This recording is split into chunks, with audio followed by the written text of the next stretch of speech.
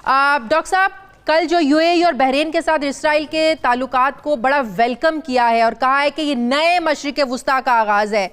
आप भी जानते हैं कि 1948 में जब इसराइल वजूद में आया उसके बाद से दोनों खलीजी रियासतें इसे तस्लीम करने वाले अब ये तीसरा और चौथा मुल्क बन गया, तादाद 4 हो गई है। लेकिन सवाल अपनी जगह पर मौजूद है कि जब तक मकबूजा इलाकों में इसराइली इनखला नहीं हो जाता, वहां पर अमन कायम नहीं हो जाता, तो हम कैसे कह सकते हैं कि मिडल ईस्ट में अमन कायम हो जाएगा?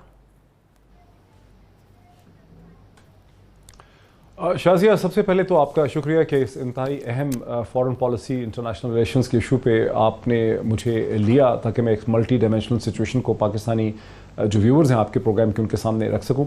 देखिए, जब ये कहा जा रहा है मगरबी ज़राए अबलाग से और अमेरिका के सदर की तरफ से ये कहा जा रहा है कि ये बहुत बड़ी एक डेवलपमेंट है, हिस्टोरिक डेवलपमेंट है, तो सही कहा जा रहा है। दर हकीकत ये एक बहुत बड़ी सीज़मिक चेंज है। जिस तरह से कैंप डेविड एकॉर्ड, जिसके नतीजे में 1977-78 का कैंप डेविड एकॉर्ड, जिसके नतीजे में इजिप्ट ने इसराइल को एक्सेप्ट किया, डिप्लोमेटिक रिलेशन कायम किए और फिर अमेरिका ने इसराइल को इमदाद देनी शुरू कर दी, इजिप्ट को इमदाद देनी शुरू कर दी $5 बिलियन की, और वहाँ से इसराइल के बॉर्डर्स पहली दफ़ा सिक्योर हुए, उसको सुख का सांस उसको वहाँ मिला। फिर 1994 में जॉर्डन, जिसकी अहमियत इतनी नहीं है लेकिन इसराइल से बॉर्डर शेयर होते हैं, 1994 में जॉर्डन ने भी एक्सेप्ट कर लिया। फिर जो उसके बाद जो तीसरी बड़ी सीज़मिक डेवलपमेंट थी वो उस वक्त थी जब 1991-92 में खुद पैलेस्टीनियन अथॉरिटी कायम हुई और पैलेस्टीनियंस ने ओस्लो एकॉर्ड, एक खुफिया मायदे के तहत इसराइल को एक्सेप्ट किया। उस वक्त उम्मीद थी कि एक 2 स्टेट सोल्यूशन जो है बनेगा। उसके बाद से ये मशरिक़ वुस्ता में इसराइल के हवाले से, अमेरिका की खारजा पॉलिसी के हवाले से ये बहुत बड़ी एक डेवलपमेंट है, जिसके नतीजे में ईरान पहले से कहीं ज़्यादा तन्हा हो गया है। और ये जो ममालिक हैं, खलीजी ममालिक हैं, GCC ममालिक हैं, इनका जो नेचुरल लीडर है, इनका जो पॉलिटिकल लीडर है वो है सऊदी अरब। तो यूएई का जो एक्सपेरिमेंट है, बहरीन का जो एक्सपेरिमेंट है, और मुझे ख़तरा ये है कि 4 नवंबर से पहले अमरीकी इंतखाबात से पहले शायद ओमान भी एक्सेप्ट कर ले। तो ये सऊदी अरब के टेस्ट बैलून्स हैं। खुद सऊदी अरब ने एक एहतियातन पोजीशन मोहतात ये रखी हुई है कि हम अभी इसके लिए तैयार नहीं है। तो आपका मतलब है कि सऊदी अरब की तौसीक के बगैर ये नहीं हो सकता डॉक्टर साहब, क्योंकि ये सऊदी अरब ही था ना जिसने अरब अमन मुआहिदा जो है ना वो तहरीर किया। सवाल ही नहीं पैदा होता। हाँ, सवाल ही नहीं शाजिया पैदा होता। ये सऊदी अरब के छोटे छोटे हैं, ये सऊदी अरब के इन्फ्लुएंस सैटेलाइट स्टेट्स हैं, सऊदी अरब के ये बैलून्स हैं, टेस्ट बैलून्स हैं। सऊदी अरब देख रहा है कि क्या रद्दअमल होगा, क्या रिएक्शन होगा। जब यूएई की रिकग्निशन हुई तो कोई बहुत ज़्यादा रद्दअमल नहीं हुआ दुनिया की तरफ से, अरब ममालिक की तरफ से, अरब स्ट्रीट पे कोई रिएक्शन नहीं हुआ। अब बहरीन का हुआ है। इसके बाद गालिबन 4 नवंबर से पहले अमेरिकन चाहेंगे कि इलेक्शन से पहले, डोनाल्ड ट्रंप के इलेक्शन से पहले अगर ओमान भी एक्सेप्ट कर लेगा तो उससे अमेरिका के सदर डोनाल्ड ट्रंप को अपने इलेक्शन में बहुत बूस्ट मिलेगा। 2 वजूहात से। एक तो जाहिर है कि जो इसराइली लॉबी है अमेरिका के अंदर, जो बहुत ही इन्फ्लुएंशियल लॉबी है, वो अपना पूरा वजन डोनाल्ड ट्रंप के पटरे में फेंकेगी। लेकिन उसके अलावा एक इसका खालिस्तान अमेरिका की पॉलिटिक्स में एक और भी एंगल है, जहां राइट विंग एवेंजेलिकल क्रिश्चियन एक वोटिंग ब्लॉक है जो वैसे भी डोनाल्ड ट्रंप को सपोर्ट करते हैं। जो छोटे शहरों में रहने वाले, मिड टाउन अमेरिका के छोटे छोटे शहरों में रहने वाले सफ़ेद पौम कम पढ़े लिखे वोटर्स हैं, और जो क्रिश्चियन हैं जो शिद्दत से, उनका एक मजहबी ये ख्याल है कि अमेरिका को इजराइल की मदद करनी चाहिए क्योंकि ये इलाका जो है यहूदियों को बिलोंग करता है। तो वहाँ पर भी डोनाल्ड ट्रंप की सपोर्ट पे बहुत इजाफा होगा। सो अगर डोनाल्ड ट्रंप के पहले इलेक्शन जीतने के चांसेस कम थे तो अब 4 ने डोनाल्ड ट्रंप के चांसेस जो हैं वो बहुत बढ़ गए हैं।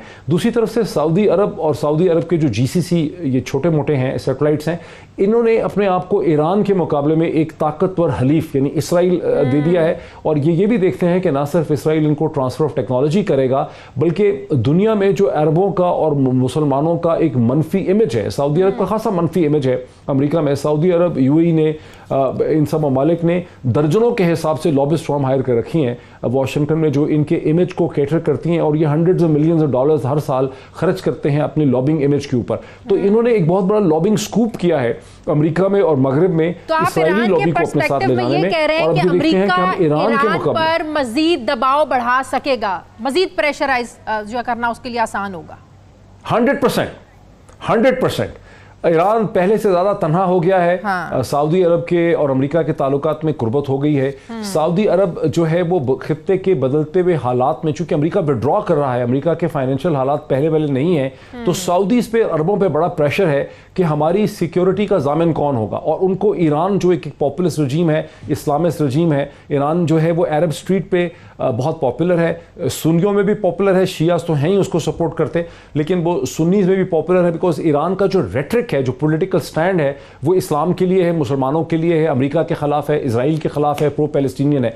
तो उस पॉलिटिक्स के अंदर भी जो ये जीसीसी स्टेट्स है, ये अपने आप को पहले के मुकाबले में मजबूत कर रहे हैं। ये अगर इसी तरीके से अरब कंट्रीज की तादाद बढ़ती है, आप समझते हैं पाकिस्तान पर प्रेशर बढ़ेगा? ऑल्दो हमारा एक पर्सपेक्टिव है, हमारा एक मौकिफ है जिससे हमने नहीं हटना पीछे, लेकिन प्रेशर बढ़ेगा।